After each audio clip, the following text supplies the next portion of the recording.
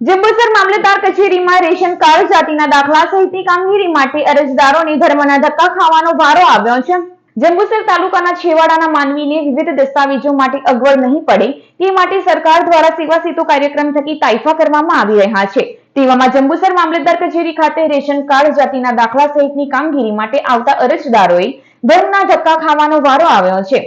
છેવાડાના ગામડામાં અરજદારો 100 રૂપિયાનું ભાડું ખર્ચી પોતાના દસ્તાવેજો કઢાવવા લાઈન લગાવે છે, ત્યારે તેઓને કામગીરી કરતા કર્મચારીઓ સર્વર ડાઉન હોવા સાથે અધિકારી નહીં હોવાનું કહી ધક્કો ખવડાવી રહ્યા છે। ત્યારે મામલતદાર કચેરી ખાતે નિર્ધારિત કરેલ સમય અને સોમ ગુરુવારે અધિકારી હાજર હોવા સાથે અધિકારી પણ ઉપલબ્ધ હોય તેવી વ્યવસ્થા કરવામાં આવે તેવી માંગ કરવામાં આવી છે। જમા આવવાનું 50 રૂપિયા ભાડું થાય, 100 રૂપિયા તો ભાડું થઈ જાય।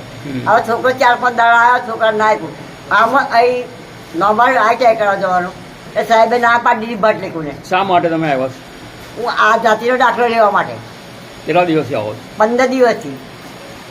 તો બી ના પાડી દીધી? ના જ પાડ્યા કરે કે સાહેબ જ નહીં આવ્યા, સાહેબ જ નહીં આવ્યા। પછી છોકરો કંટાળ્યો તો આ તું જા।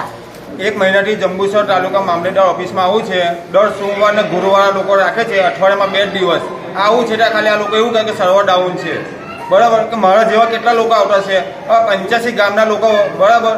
આ લોકોને ખાલી કહી જ દેવાનું કે સર્વર ડાઉન, તો લોકો નવરા થોડા કામ ધંધો છોડીને આવ્યો છે અમે મામલતદાર ઓફિસમાં।